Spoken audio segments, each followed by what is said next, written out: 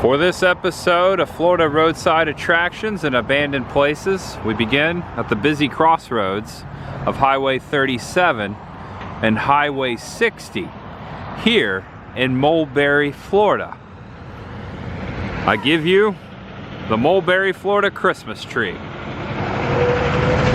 which sits before the historic Gym Theater, newly restored, and right beside the railroad tracks down Phosphate Boulevard. Way down there you can see the lights of a train, nice and slow.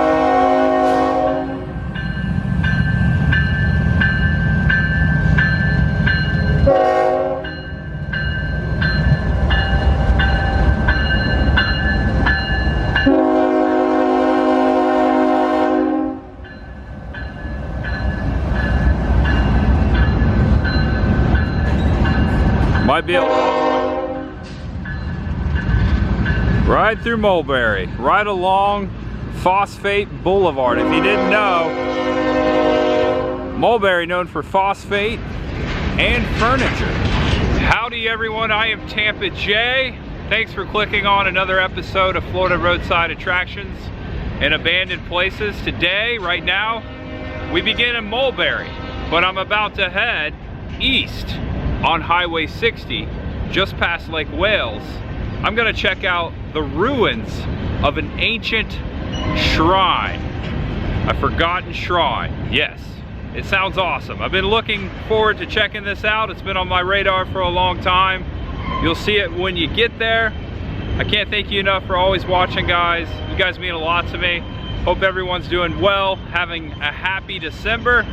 Holidays, Christmas, right around the corner. Get that shopping done. Okay, I gotta do something myself. Let's begin this video besides this train and head out of Mulberry. There's much ahead. I bet those tracks are really warm. They might burn your hand. Have you? Ooh, I've never felt a railroad track after a train went right over it. Badcock Boulevard and Phosphate Boulevard. Check that out. Mulberry, home of phosphate, and the corporate offices of Badcock Home Furniture and more. They're right there before that, what I assume is a very hot railroad track. Actually, no, it's actually not warm at all. Not as much friction as I thought. Just had to test it. And right here in downtown Mulberry, there's the Mulberry Cafe. There's a flower shop. Also, there's a liquor store down on that end. And then across here, the Gym Theater, which has been restored recently. It looks great. This is an active theater. They show movies. They have screenings. And I see something on the window over there. Something's coming soon. Oh my gosh. This is happening here at this theater on January 6th. Jason London of Dazed and Confused will be here for a screening of Dazed and Confused. I would have never guessed that. There's gonna be a Q&A, meet and greet, tickets $25, VIP boost $35. Okay. You'd be a lot cooler if you did. All right, all right, all right. I wish McConaughey was gonna be here. No offense to Jason. Here's a look inside the lobby. This is the lobby of the theater. I'm guessing the theater's to the left. It looks pretty nice. All right, check it out. January 6th, Dazed and Confused with Jason London, right here in downtown Mulberry. And also right next door to the theater, an ice cream shop. Greetings, Earthlings. Come to Mulberry, get some ice cream, see a movie. I'll be back. And now stopped along Highway 60, just west of Lake Wales. A vacant structure here. It looks like it used to be some sort of a store, maybe a restaurant. There's a trailer underneath an awning. Don't think anyone lives here. It's not for sale. I stopped here, actually just shy, right up the road. Actually went down and made a U-turn because what I really want to show you is up here on the right. I'm gonna head there now. Little access road here, a little off-roading. Whoops, gotta put my seatbelt on. And the wackiest front yard decorations go to this house. I'm actually sitting in the driveway. This is a dinosaur, Chewy, Lake Wales, Florida, on Facebook. Now check this, on the other side, and wait for it, on the other side, when you gotta go Go Gators. I believe that Toilet Gator has a Seminoles, Florida State Seminoles themed arm coming out of its mouth. That's hilarious. Okay, now look at this. This is the rest of the yard. That lady holding up the tree there, wearing a hat, some shoes next to the minion. And I'd say that's about all she's wearing. This yard is hilarious. That minion's really well done too. Look at that. There are several wacky statues and trinkets in the yard all the way through and down the driveway. There's like a guitar hanging in the tree over there behind the dumpster. And now on the far east side of Bartow on Highway 60, wait for it, I'm zoomed in on this old church. It looks like a Spanish mission, doesn't it? It's now an art center that sits right on the corner there. Looks like the Bartow Hospital to the right. So I'm gonna zoom out where I'm standing in the parking lot. One second. Standing in this parking lot of this shopping plaza, I saw this. Abandoned fast food. Now, I don't know if this was a Burger King. I would say it was either a Burger King, a Hardee's, or a McDonald's. We're gonna see if we can figure it out. I'm gonna walk around this thing. This tile right here, very 80s. I almost think this could be a Burger King. Look at this. All boarded up. Oh boy. Can't get inside. No trespassing. All boarded up. No trespassing. Not gonna go inside. Looks like there's some sort of a... Oh no, that's a lamp right there. Someone left a lamp. Still got the cord. Doubt it works. We've got a cushion. See if the drive-thru's still here. Oh look! Freaking sick. Freaking sick, man. Someone painted sick right there. Dude, this was a McDonald's. I can tell by the roof. Not too many days. You don't see a lot of abandoned McDonald's, that's for sure. Wow. So I'm guessing they probably built a new McDonald's somewhere, moved out of this one. Now this just sits vacant, but very cool. For us to see this, you don't see a lot of McDonald's that are abandoned across America. They usually demolish them. But I believe this was. I think the yellow and the red's a dead giveaway. Somewhere right there, there used to be a drive-thru. Well, the menu. Super sweet. Kind of reminds me of an In-N-Out burger, although we've never had those in Florida. I hope someday we will. Wishful thinking. That would be great.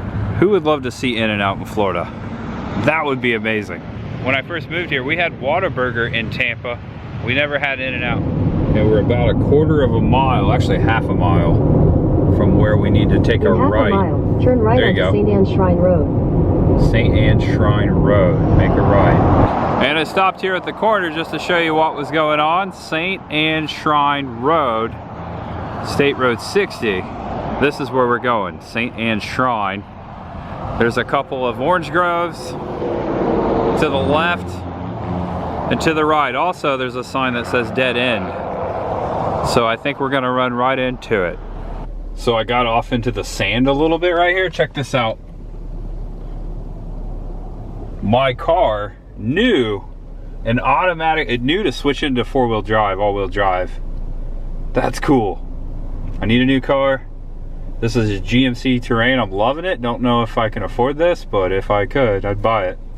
Very handy. Nice smooth road. It says right here on my GPS that it's down to the right. Looks like there might be a lake. There you go, just so you can see what's going on here. Not too far, right down to the right. Very narrow curve. That garage is right on the road here. Check this out. This is beautiful. Wow. Nice little nativity display. Christmas decorations in the front of that yard.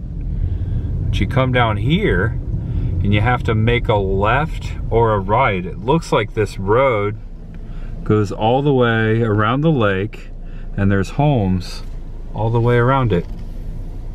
And the shrine, I think I see it. I think it's over there. Okay. This is neat. We've got a sidewalk down here too. Some benches. Looks like there's a dock out there to swim off of. Cypress trees. This is real Florida. Look at this old house up here. This neighborhood's quite old. Several docks, floating docks, patios. Cool neighborhood.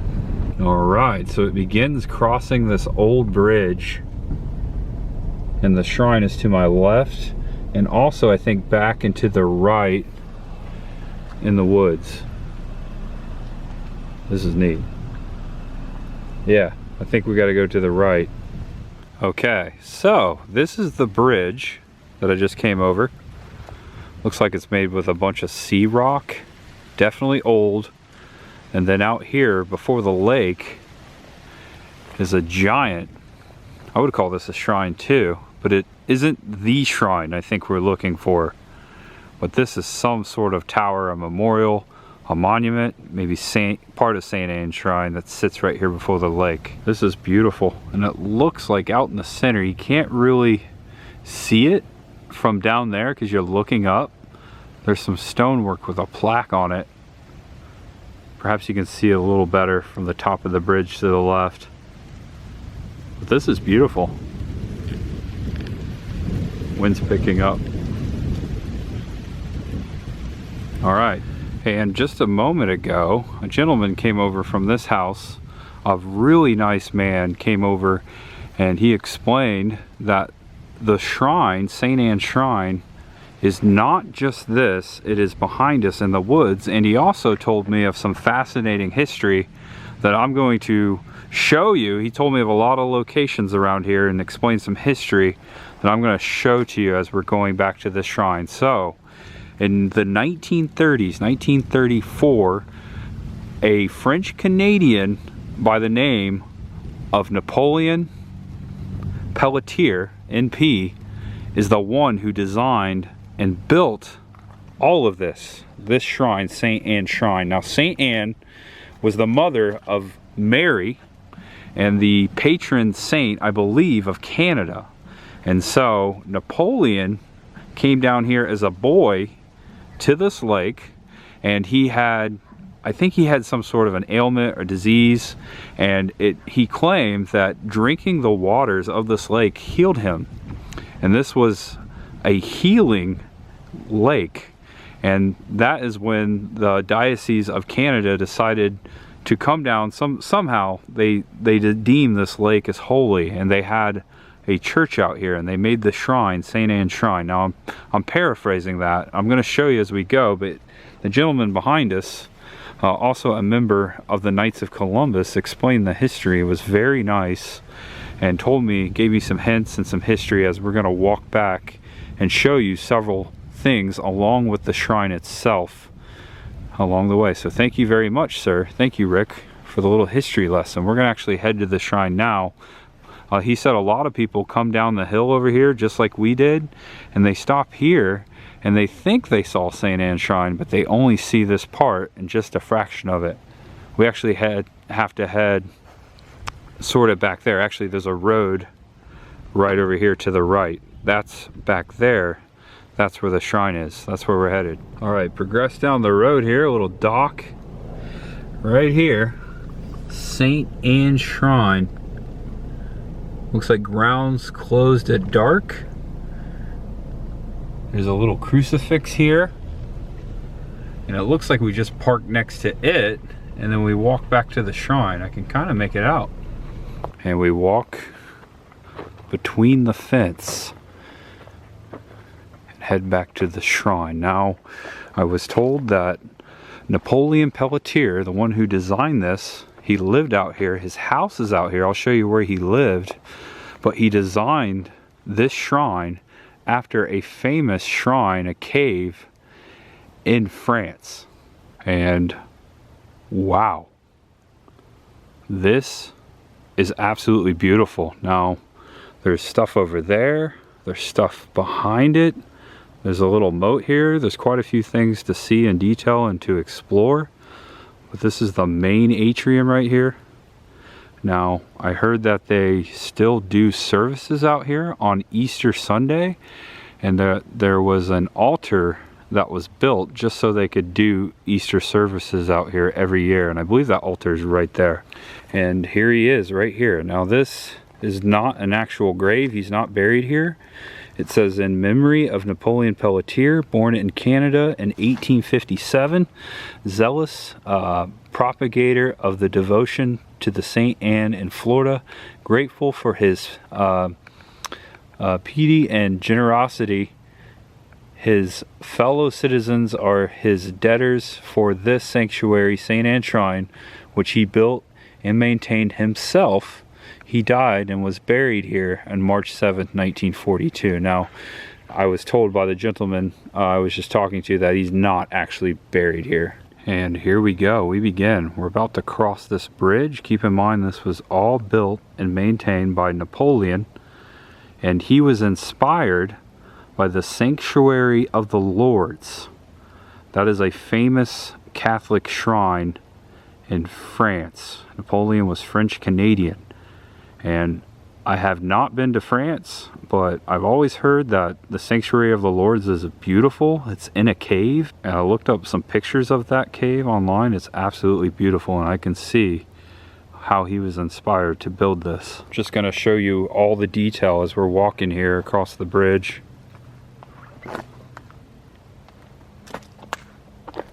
Check out the moat. Looks like this might go all the way around. Yeah, there's something out there. We're gonna walk all the way around now. Right here, Avenue Maria. Look at this. There's the altar. I'm gonna walk back in here. There's all kinds of trinkets, mementos left here.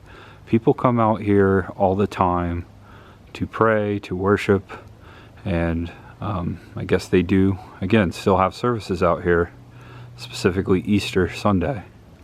This altar was built by the Knights of Columbus. It is very recent. They said that beforehand the priest would give the Easter Sunday message from like a card table, and they felt that they needed an actual altar, so that was built by the local Knights of Columbus who live here today around the lake. Mary statue sits on the right here. It's the tallest of the statues that are on this shrine. She's got several crosses hanging from her palms there. On the bottom it says, I am the Immaculate Conception. Several flowers, some angels. Looks like another Mary there.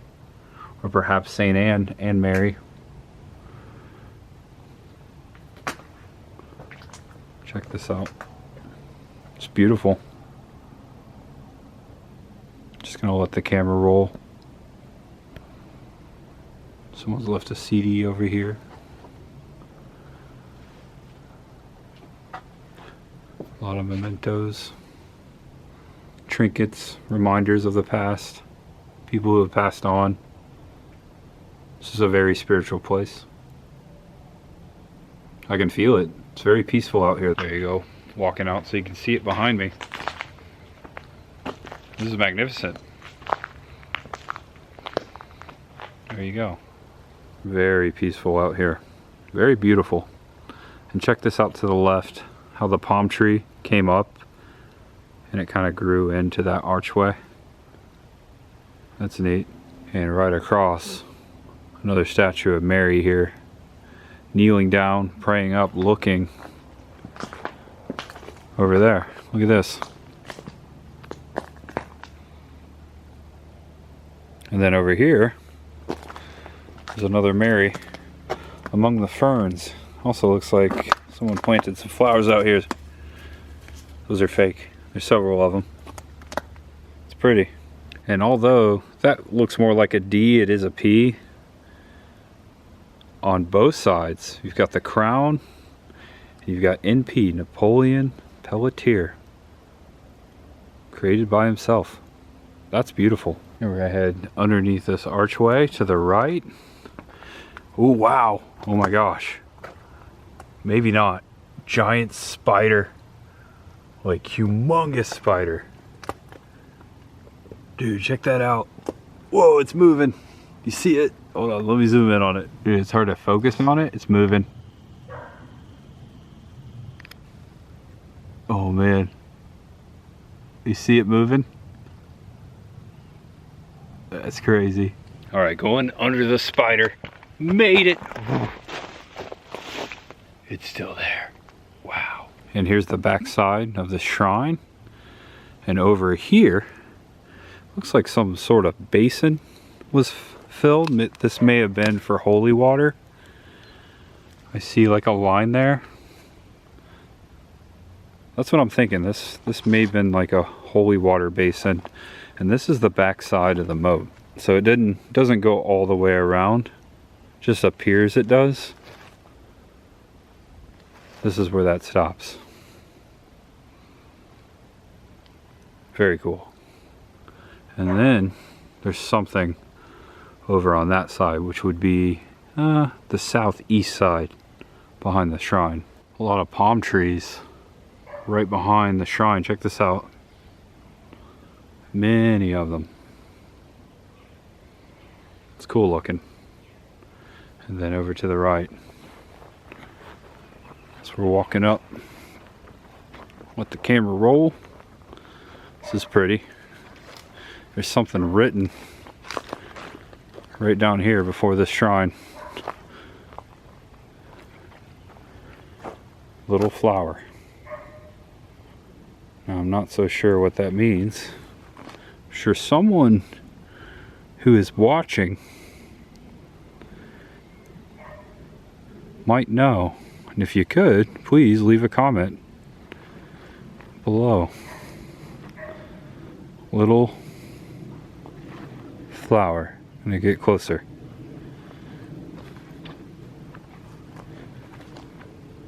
It's like a pot right there. Someone left like a glass milk bottle. Pan up.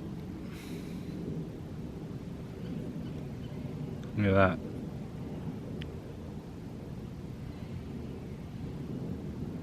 It's a stone wall. 1, 2, 3, 4, 5, 6, 7, 8, 9, 10 pillars. And coming around the back side, I like that they've left trash cans everywhere so we don't litter. Here's the back side. Mary looking back towards the shrine. There you go. She's holding a cross, a crucifix with Jesus on it, and I think those are roses also in her hand. Now this is the bottom one, and there you go up there. Beautiful. There and here. This is the end of the moat on this side of the shrine. Never seen anything like this. This is beautiful. Just sitting out here. Thankfully someone taking care of it. But just sitting out here in the middle of Florida. I was told, that gentleman gave me a lot of information. I could tell he was very passionate about this area, about living here, as he should. This is awesome.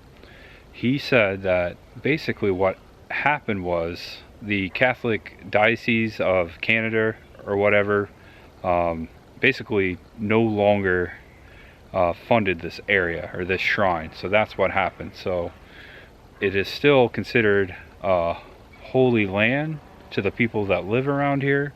But as far as the Catholic Church, sometime back in the 60s, they decided not to fund the area anymore. And there was a church that was right up the hill over here, and we're going to go there next. And I have some pictures with me, and also I'm going to show you where Napoleon, the man who built this place, I'm going to show you where his house was. It's still here. It was pointed out to me a few moments ago, so much ahead. There's not a bad angle of St. Anne's Shrine. It's beautiful everywhere you look. Giant oak tree. Yeah, look at this. There you go. Take a screenshot. It'll last longer. As I was walking back to my car, I noticed out beyond these ferns some stonework. There was something over here as well. Kind of hidden. Looks like this may have been standing up at some point. It's fallen down. And there's some more stonework back here. Looks like it's part of the shrine. Just forgotten over here. Can't really make out what it was. There's some more of it over here. This is directly to the right, north. I'd say northwest of St. Anne's Shrine. Part of it, for sure. Just tucked away, sitting back here. There's also another column right there. Almost missed it. Alright, I like to do this. Okay, so we came in peace, and we leave in peace. May all spirits rest their heads. And for the next spot, I'm not going to get back in my car. I just have to go out to the road and walk a little to the right to where the former church of St. Anne's used to sit. And here we are walking up on another monument here. Cor Jesu Pax Nostra Miserere Nobis. I think that's in Latin. Don't quote me on that. It also says Advent Regnum Tuum. Now check this out. There's like a heart with a crucifix there all the way around it. This is beautiful. Now wait for it, because I'm about to show you something else. I guess it says it on either side. Yeah, this is absolutely fantastic. So this used to be a little different. So right there, you see this right here? These used to be the former steps to the church that set out here. That house didn't always sit there. This is the leftover foundation of the church. Now I got pictures. Ooh, there's a little doggy. I think he came to say hello. Hope he's friendly.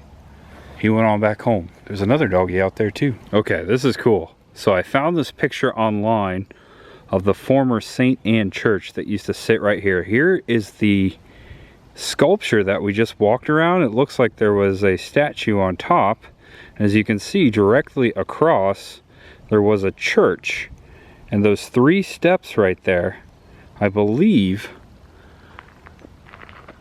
that's what's left of those steps. And the church would have been right here. That is the foundation of the former church. Now there's a house behind it. Check it out. Little then and now action for you. I'll step back so you can get the monument as well. That was a beautiful looking church. The steps, the only thing left. And right behind it would have been the St. Anne Shrine. I can actually see it right there. Check this out. I'll zoom in for you.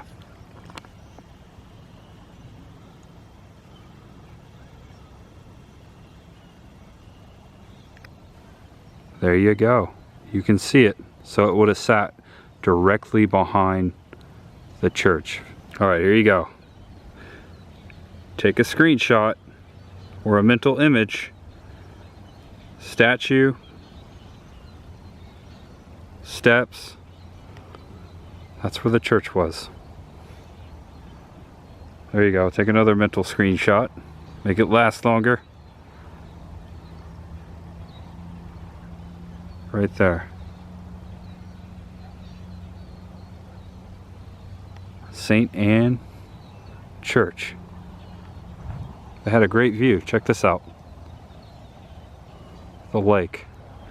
And then over to the left, the first shrine we saw, and the bridge. And then out there, Napoleon's house, which we're going to go to. And then there's something right over here. Some kind of stonework, and I think Napoleon built this as well. Foundation of the church, the monument with the missing statue, and then as I was saying, passing these structures that looked like they were built by Napoleon as well. This looks like a historic home. Not so sure. Oh, okay, now I remember. So this is where the nuns lived. And there's like a water fountain there. I remember the gentleman who was in the Knights of Columbus told me that this is where the nuns lived out here for St. Anne. And that's an old house, as you can see. It's beautiful. And check it out, it's the mission bell. That was the bell for the church to the side of where the nuns lived. Okay, that's super cool. That bell is old. It's in someone's property. I'd walk up over there and ring it. In a little beach area across the lake, straight across from Napoleon's house. Right over there, that's where we're going. One more stop until we get there. Now it is said that if you drink the water out here of this lake, that it has healing powers. And that was the whole reason why Napoleon sought this place and considered it holy ground, was because he came down here from Canada and he was healed. Naturally, I'd think the weather would do someone better that had some sort of ailment. And right here, I was also told that this house, don't know what his name was, but this is where the priest lived of St. Anne's Church. And you can see the old rock here, also built by Napoleon. Yeah. It's got the green shutters, green roof, and this is right directly across from the shrine. This is where the priest lived of the St. Anne's Church that I just showed you, no longer there. It's a beautiful house. Looks like someone still lives there. And today, whoever owns this house, they have a pretty awesome house. It's like a mansion. They have a nice display, a nativity display right there to the right. But this is where Napoleon lived. Napoleon Palatine, creator of St. Anne and founder. Beautiful place. Doesn't look that old, but yeah, if you look close, you can see it's got some age to it. And check out these old lampposts that go all the way around the lake. You can definitely see the age of the neighborhood right here. And one last look at the shrine by the lake. Wish we could read what was on that plaque up there. Hey doggies. Gotta watch out.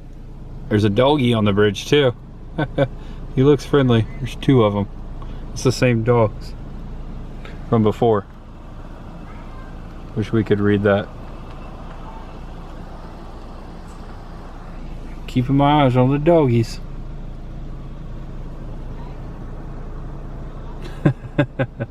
I just want to thank you all for watching another episode of Florida Roadside Attractions and Abandoned Places. I am Tampa J, and there's always much ahead. Make sure you give the video a thumbs up, and if it was your first time, please subscribe below. As I always say, there's much ahead. See you next time, guys. Know you're awesome, know you're loved, and no matter who you are, what you're going through, just know there's always much ahead. I feel it in my heart, that's for sure. Happy holidays, Merry Christmas, everyone. Love you guys. See you next time. 2024, almost here, and I've got a lot of plans. Tickets are booked, flights, hotels, just like every year. There's always much ahead. Love you guys. Happy holidays, Merry Christmas, Happy New Year. Bye-bye. And now back to 60. Check out that plan out there. Look at this. Cool looking, isn't it? Kind of reminds me of Batu. Galaxy's Edge. A little bit. All right, guys, thanks for watching. Can't say it enough. Much ahead. See you next time. Florida Roadside Attractions and Abandoned Places will always continue. All right, see ya. Merry Christmas. Bye-bye.